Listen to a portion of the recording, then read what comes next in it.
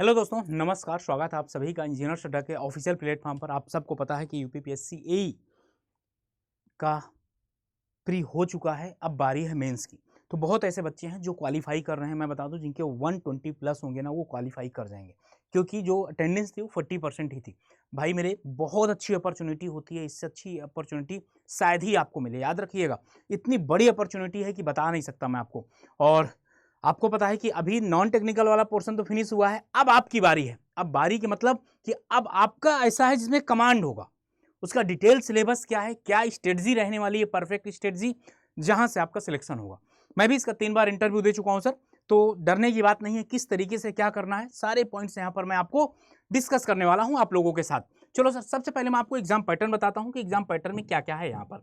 अगर exam pattern की मैं बात करता हूं तो सबसे पहले अभी भी हमारा हिंदी और जीएस यहाँ रहने वाला है।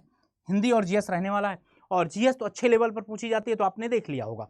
और समान हिंदी में अगर देखा जाए 25 क्वेश्चन फिर से इस बार हैं, जहां प्रत्येक तीन अंक का होगा। और इसके बाद क्या होगा, मुख्य परीक्षा जो आपका होगा सिविल, मैकेनिकल, इलेक्ट्रिकल, अपने क्रमशः कृषि इंजीनियरिंग, ये अपने पार्ट में होगा। 100 क्वेश्चन होंगे, 300 मार्क्स के, टोटल 375 का होगा।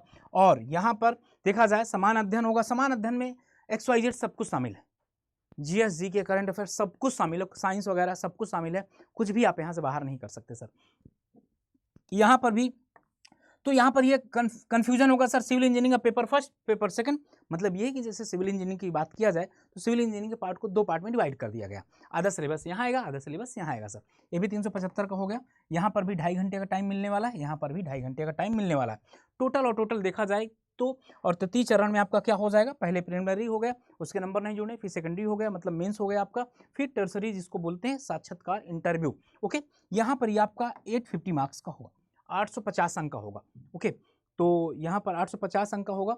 और इसके बाद मैं आपको इसका सिलेबस बता देता हूँ, डिटेल सिलेबस क्या। देखिए डिटेल सिलेबस क्या, इसको मैं आपको बता देता हूँ। यहाँ पर ये तो आपका हो गया। अगर बात किया जाए इंजीनियरिंग एप्टीट्यूड, ये तो आपका हो गया सर, इंजीनियरिंग एप्टीट्यूड आपका हो गया। इंजीनियरिंग एप्टीट्यूड के बाद मैं आपका सिलेबस की बात कर, देखिए हिंदी और जीएस जो फर्स्ट पेपर में था सेम वही सेकंड पेपर में रहने वाला है, कोई भी चेंज देखने को नहीं मिलेगा सर। अच्छा, कुछ बच्चों को ये सर ऐसे वगैरह पढ़ने का, नहीं भाई, उससे क्वेश्चन नहीं आता यहाँ पर। ओके, और रस से आता, छंद भी नहीं आता यहाँ पर, छंद से भी क्वेश्चन नहीं आते।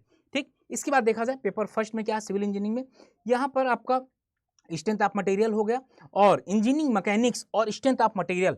देखो अभी इसका मैं एक और वीडियो बना दूंगा जहां पर सब्जेक्ट वाइज वेटेज करके, ठीक ना। यहाँ पर अगर बात किया जाए ना यार, स्ट्रेंथ ऑफ मटेरियल बहुत प्यारे प्यारे क्वेश्चन पूछे जाते हैं।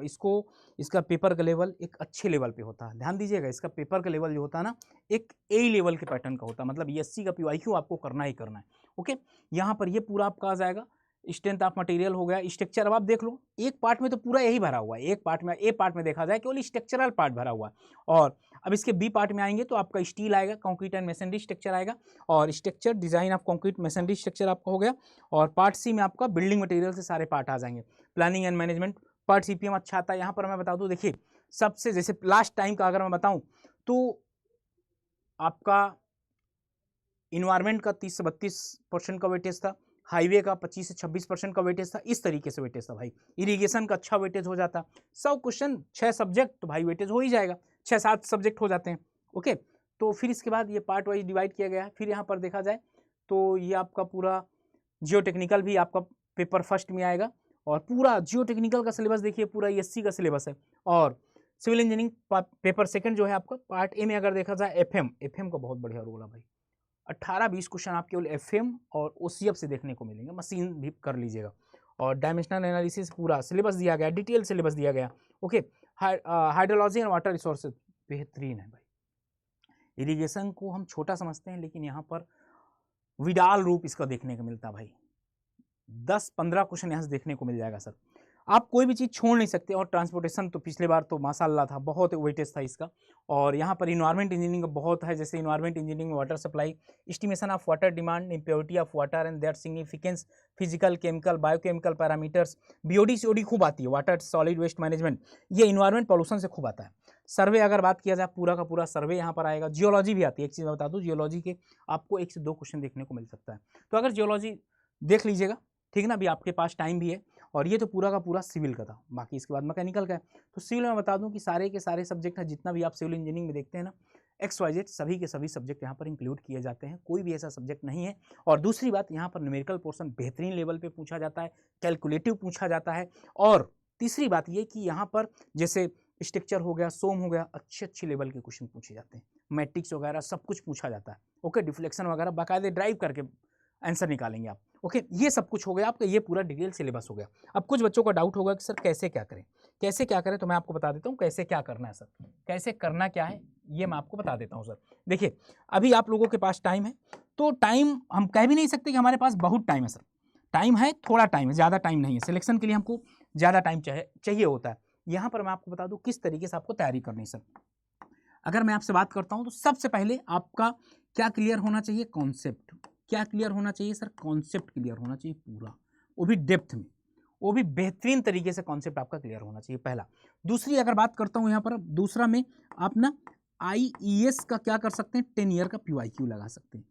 ये सब सीक्वेंस से करिएगा सर। ये सब किससे करना, सीक्वेंस से करना। सबसे पहले कॉन्सेप्ट, इसके बाद IES का 10 ईयर का PYQ। इसके बाद आप क्या कर सकते हो, UPPSC AE का जो पेपर हुए हैं, ओके, इसमें 2013 के पहले मत करिएगा। 2013 वाला जो पेपर हुआ था ना, वो वाला भी नहीं करने की जरूरत है आपको। करना एक बार कर लीजिएगा, क्योंकि उसमें यार मैक्सिमम गुप्ता से क्वेश्चन आए थे, ओके, और उनका लेवल बहुत कम था। लेकिन भाई 10-15 साल में ड्रास्टिक चेंजेस देखने को मिले भाई। तो यहाँ पर UPPSC AE की अगर बात किया जाए, इनका PYQ कर लीजिएगा 2-3 साल के। और हाँ, स्टेट जो भी स्टेट AE के एग्जाम है ना, उनके PYQ कर लीजिए। बस आपको इतना करना। सबसे पहला काम क्या आपको करना सर, कॉन्सेप्ट आपको अपना क्लियर करना। कॉन्सेप्ट के बाद IES का PYQ 10 ईयर का करना।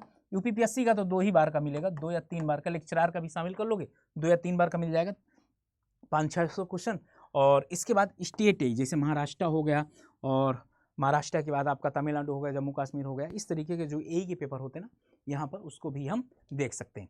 और इसके बाद जब आपको टाइम मिल जाए तो इतना करने, देखिए भाई, कंपटीशन एक अच्छे लेवल पे होगा, याद रखिएगा, कंपटीशन आपका बहुत ही अच्छे लेवल पर होगा। जब आपको टाइम मिले, पहले इतना कर लेंगे, जब टाइम मिले तो 5 ईयर का, क्या 5 ईयर का गेट की, वो भी इजी वाले, कौन से, 1 लाइनर वाले। और यहाँ पर अगर मैंने ESC के 10 ईयर का PYQ बोल दिया है, तो इसका मतलब ये है कि आप जो क्वेश्चन करेंगे 50% करने लायक होते हैं, ठीक ना, 50% करने हैं, 100% नहीं करना। कितना करना, 50% करना होता है। सर ऐसा क्यों 50%? क्योंकि वहाँ पर बहुत ऐसे क्वेश्चन होते हैं जो हमको करने नहीं होते, समझ गए ना, वो बहुत लेंदी होते हैं, हमारे एग्जाम में नहीं आएंगे, वो ESC लायक है, वो ESC में ही आएंगे। इसका करीब 50% जो 1 लाइनर है, या जिसमें थोड़ा बहुत कॉन्सेप्चुअल चीज़ें लग रही होंगी। तो ये सब कुछ आपको बता दिया कि करना क्या है, परफेक्ट स्ट्रेटजी है यार। आप यकीन मानो, आप इतना करके देखो, सिलेक्शन ना हो तो बताइएगा। XYZ किसी भी एग्जाम की बात किया जाए तो, ओके, किसी भी एग्जाम की बात किया जाए तो ये जरूर होना चाहिए, ओके, इतना होना चाहिए। 4-5 दिन में आप ये लगा लेंगे, ओके, PYQ आप डेली एक करोगे तो 10 साल का बोल रहा हूँ, आप 6-7 साल का कर लेंगे, सफिशिएंट है। लेकिन करिए, ओके, स्टेट AE का PYQ कर लीजिए। और यहाँ पर बाद में टेस्ट सीरीज तो अपना ज्वाइन करना ही है, टेस्ट सीरीज तो आपको ज्वाइन करना है, टेस्ट सीरीज तो आपको ज्वाइन करना ही करना, फिर आप अपना टेस्ट सीरीज देते रहिए। तो ये सारी बातें हो गई सर। और यहाँ पर बात किया जाए कि सर इसका सिलेक्शन कैसे होगा, ये को बता दीजिए। तो किस तरीके से क्या करना है आपको मैं बता दूं कि आप लोगों के लिए ना, इंजीनियर्स अड्डा आप जैसे ओपन करोगे, AE वाले सेगमेंट में जाओगे, ऐप डाउनलोड कर लीजिएगा, कमेंट सेक्शन में लिंक लगवा दूंगा। और यहाँ पर आप जैसे ही सिविल इंजीनियरिंग का है, सिविल इंजीनियरिंग, ये UPPSC AE, जैसे आप यहाँ पर जाएंगे ना, ये प्रयाग बैच आपको मिल जाएगा। अभी इसमें नॉन टेक्निकल चला था, अभी इसमें टेक्निकल स्टार्ट हो गया, ठीक ना। आप यहाँ जाकर इसको इनरोल कर सकते हैं, आप यहाँ पर इनरोल कर सकते हैं। 2499 रुपये का है, मैक्सिमम डिस्काउंट मिल जाएगा। और नंबर भी आपको बता दूंगा, और मैजिकल नंबर है आपका। और एक चीज़ ध्यान दीजिएगा, आप ना, आपसे रिक्वेस्ट है, सिविल इंजीनियरिंग का महापैक लीजिएगा। महापैक लेने से एक चीज़ फायदा ये होगा कि आपको टेस्ट सीरीज वगैरह सब कुछ मिल जाएगा, टेस्ट सीरीज वगैरह सब कुछ मिल जाएगा सर। और यहाँ पर आप एक काम और कर सकते हैं, ये आप लोगों के लिए नंबर है सर। ये क्या है, आप लोगों के लिए एक नंबर है। ये नंबर इस वजह से प्रोवाइड कराया जाता है कि अगर आपको कोर्स में इनरोल करने के दौरान किसी तरीके की कोई भी प्रॉब्लम होती है, समस्या होती है, तो आप इस नंबर पर कॉल कर सकते हैं। और सर यहाँ पर बहुत सारे ढेर सारे गिफ्ट वगैरह, गिफ्ट का मतलब ये है कि आपको डिस्काउंट्स वगैरह अच्छे लेवल पे मिल जाते हैं, तो आप जाकर इनरोल कर सकते हैं। बाकी ठीक है, आप लोग पढ़ाई करते रहिए, और टारगेट आपको जो है इस बार क्वालिफाई करना है। और अगर सेशन बढ़िया लगा हो तो सेशन को लाइक करिएगा, और चैनल को सब्सक्राइब करना मत भूलिएगा। जय Hind sir, and all the best.